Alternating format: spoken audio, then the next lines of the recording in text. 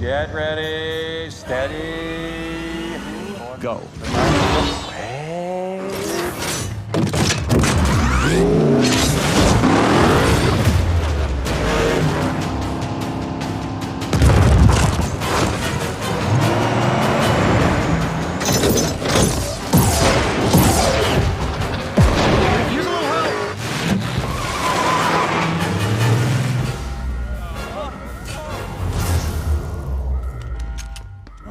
Unplug Jarvis for 5 minutes, the whole building collapses. Take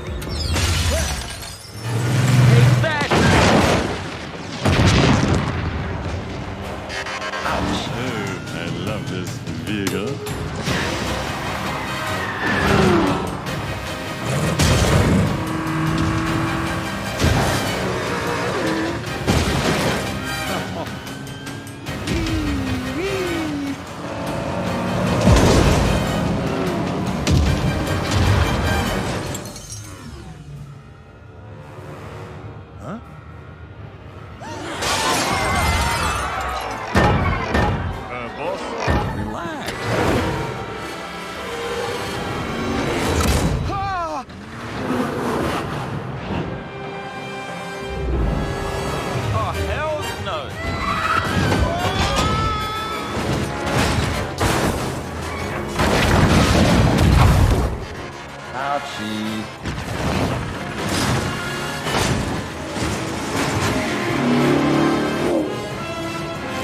Reprogramming command protocols, setting new targets, all on-site staff sounds good to me.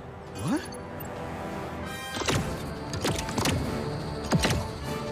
Oh! Hold up there, Lady Grinch. Could use a little help.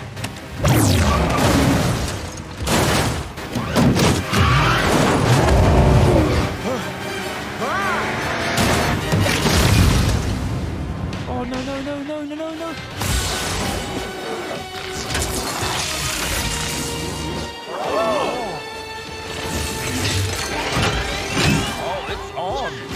Line.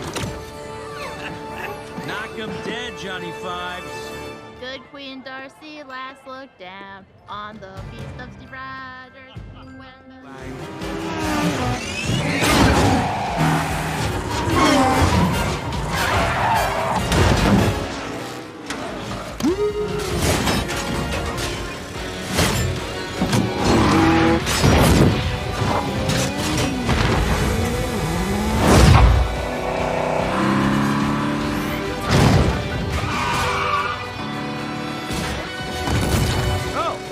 All right. You want to know what the most important thing I learned in lockup is? Enlighten me. Cheating is for winners. No, Maria!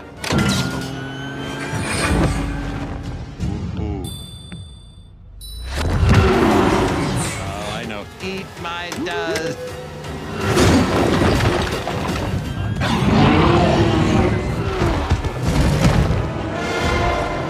Anyway, you get to decide who you want to be. Not your father, not your past. You decide. My name is Gamora. Be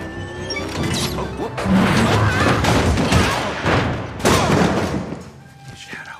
Be a shadow. Be a loose shadow.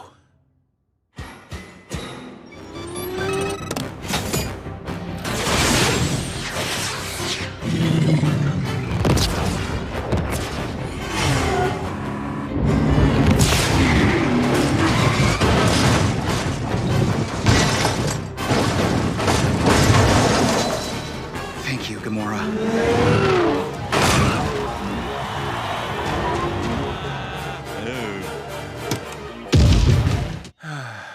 You guys can see me, right?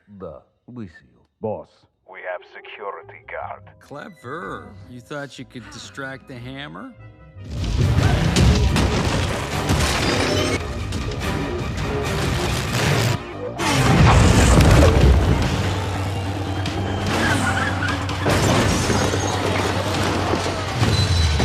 Whoa, Val, you okay? Yeah, I'm good. Just win the race. Yes.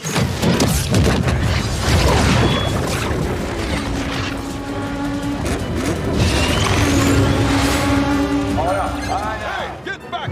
Hulk blood. I just need the Hulk blood. Where will you run? Come on, what's a guy gotta do to find epidural of banner blood? Hulk. Huh? A confetti arrow?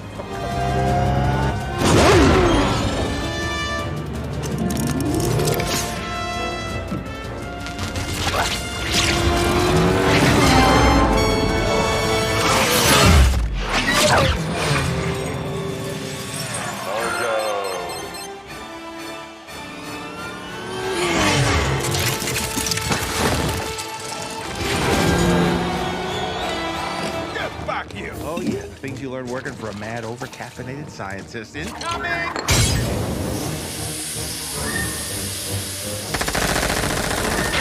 We have a tie. And as the rules state, the choice of winner comes down to me. I choose me.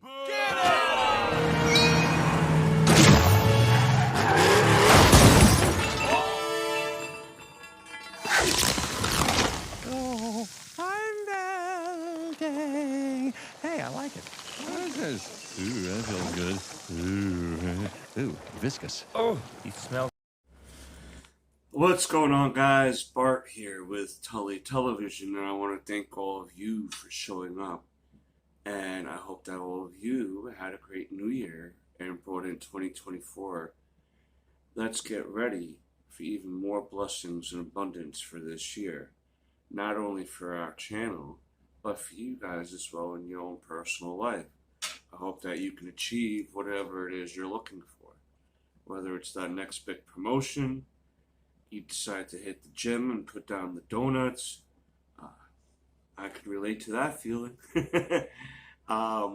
Whatever it is, I hope that whatever your goals are for 2024, you can reach them. And if you don't reach them, remember, that doesn't make you a bad person. It doesn't make you a trash person. It just makes you someone that has to figure out what else you need to maybe do to achieve those goals, if possible. But today we're going to get into what if Tony Stark crashed into the Collector. This is basically a pickup from the first season with the Gamora story that was never explained why she and Tony were interacting and how that happened. Even though Gamora was part of the multiversal Avengers team that the Watcher put together. In this episode, we get that episode that we're supposed to get in season 1. And the funny thing is, this seems to be a running gag so far, because in season 2 there was supposed to be a Red Guardian and Winter Soldier episode that got pushed back to season 3. So I wonder if there's going to be like a curse of that, so to speak. But yeah, I'm going to try to finish up this What If series during the next week or so until we hit episode 9. I think this is episode 4, so about 5 more videos of this. And of course, stars Jeffrey Wright as the Watcher. For some reason, I initially always want to call him the Beyonder, but the Watcher. The Watcher. Jeff Goldblum as the Grandmaster. Mike Wingert as Iron Man, who does a really good job as Iron Man and Tony Stark. Tessa Thompson as Valkyrie. Taika Waititi as Korg.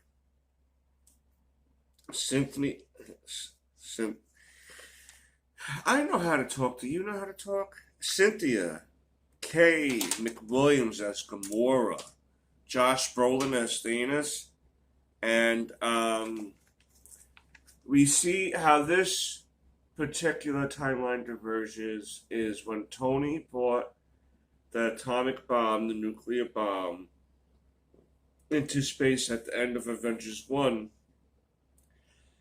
He wound up getting stuck there and sucked into a wormhole, which led him into Skaar and into the clutches of the Grandmaster. As opposed to when the Hulk went to Skaar, that was at the end of Ultron. So, basically, at the end of Avengers 1, imagine then no more Tony Stark. There's no Iron Man 2, no Iron Man 3, there's no possibly Ultron. A lot of things didn't happen because Tony got stuck up in space. However, while here at the Grandmaster's planet, the Skaar, he learns the lessons that he still needs to learn. And I forget at this point exactly how Gamora got there, but she is also there. And Valkyrie and Korg, and they all, initially it's Valkyrie, Korg, and Tony that get together and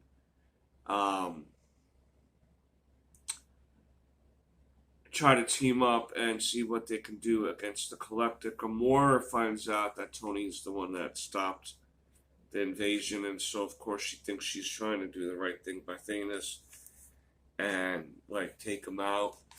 But she then soon realizes at the end of the episode, or during the episode too, that her and Tony are more alike than she'd like to give them credit for. Each of them have daddy issues, much like how we discussed how Hope and Peter Quill had mommy issues. Gamora and Tony have daddy issues. And living up to the hype of such big, powerful men like Howard Stark and Thanos, of course, these great men of power and knowledge and intellect would want their children to experience the same type of lifestyle, the same type of life, but they soon realize they can, but not at the path that their fathers laid before them. And they decide to team up during this whole episode to not only take out the Grandmaster, but eventually, where we leave off at the end is that they go after Thanos. And it looks like there's going to be a battle that pursues, because if we remember how Gamora's story ended there was that they crushed the Infinity Gauntlet and the stones, gems, however you want to call them, and their reality with that Infinity Crusher that they introduced in Season 1. So there's still some story to be told there if they want to go back and show the battle, the full battle, what happened. I like this episode because it's totally different. Obviously, it's totally different.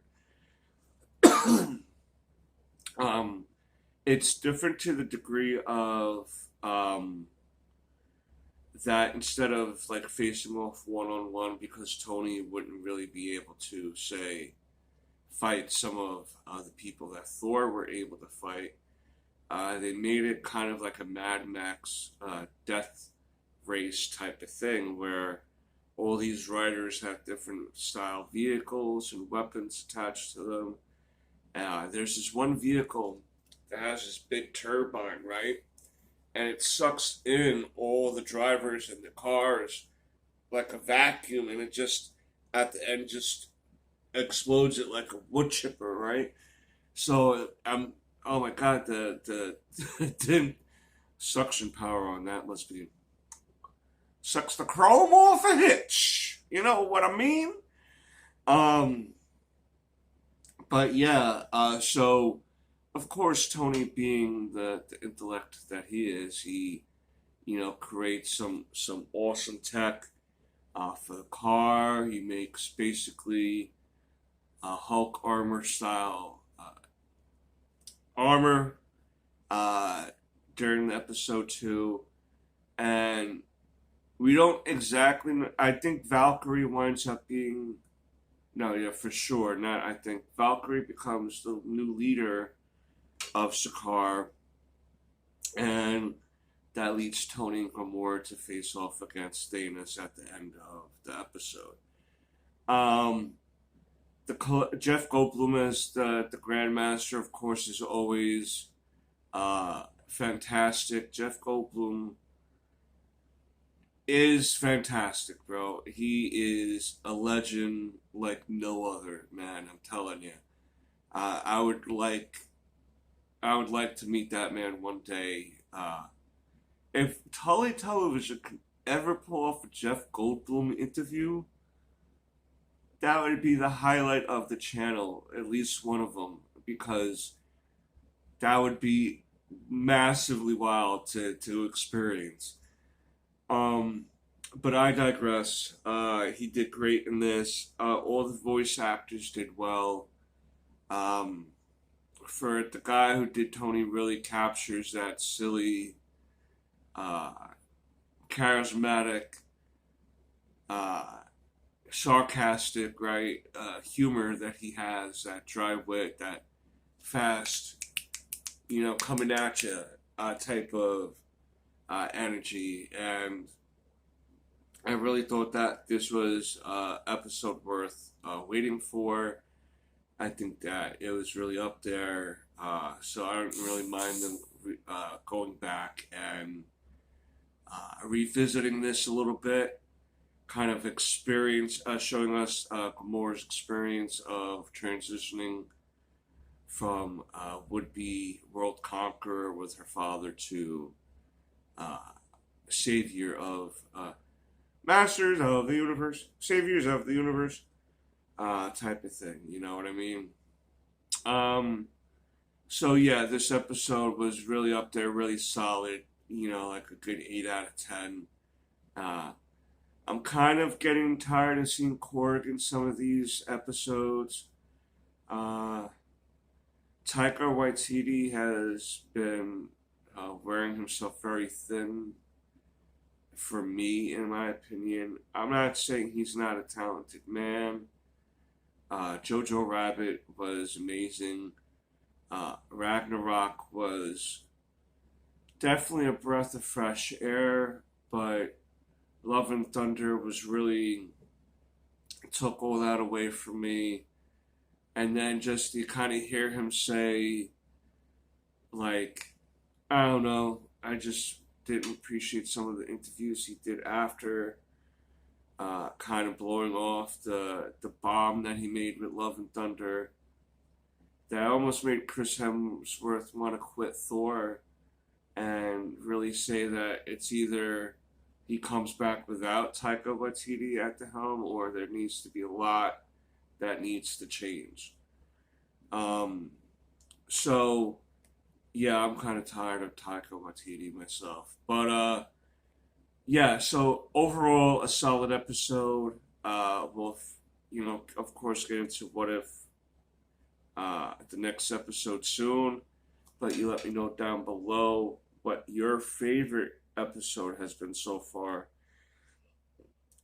Up till now, out of the ones I reviewed, I'd have to say the Peter Quill and 1980s Avengers have been my favorite episode so far. But we'll see what happens with the rest of the episodes. But until next time, peace, Snookums.